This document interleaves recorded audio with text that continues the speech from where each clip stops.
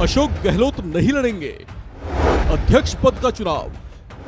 गहलोत के इस इनकार से दिख सकते हैं कैसे आफ्टर इफेक्ट्स। जो घटना हुई परसों के रोज 2 दिन पहले, वो घटना इतना हिला के रख दिया हम सबको। मुझे जो दुख है वो मैं जान सकता हूँ, क्योंकि पूरे देश में मैसेज चला गया जैसे मैं मुख्यमंत्री बना जाना चाहता हूँ, इसलिए सब कुछ हो रहा है।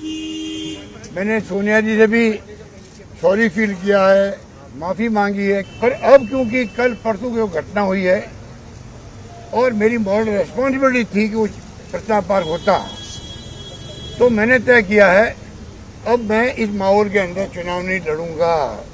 ये बयान सुना आपने। राजस्थान के मुख्यमंत्री और कांग्रेस के सीजन नेता अशोक गहलोत ने साफ इनकार कर दिया है कि वे कांग्रेस के राष्ट्रीय अध्यक्ष पद का चुनाव नहीं लड़ेंगे।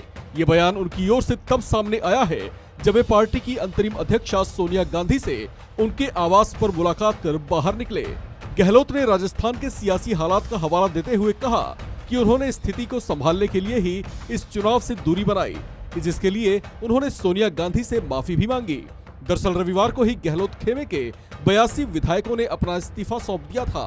कहा जा रहा था कि वे गहलोत के सीएम पद से हटने की चर्चाओं से खफा थे।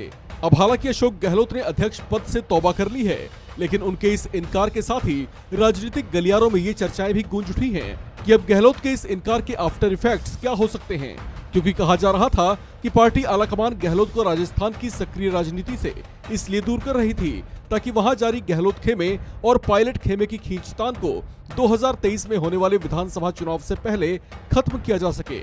इसे लेकर चर्चाएं ये भी थीं कि गहलोत को पार्टी के केंद्र में एक बड़ा पद देकर, जबकि सचिन पायलट को चुनाव से पहले सीएम पद देकर दोनों ही नेताओं को संतुष्ट करना चाह रही थी, जिस पर अब पूरी तरह से पानी फिर गया है।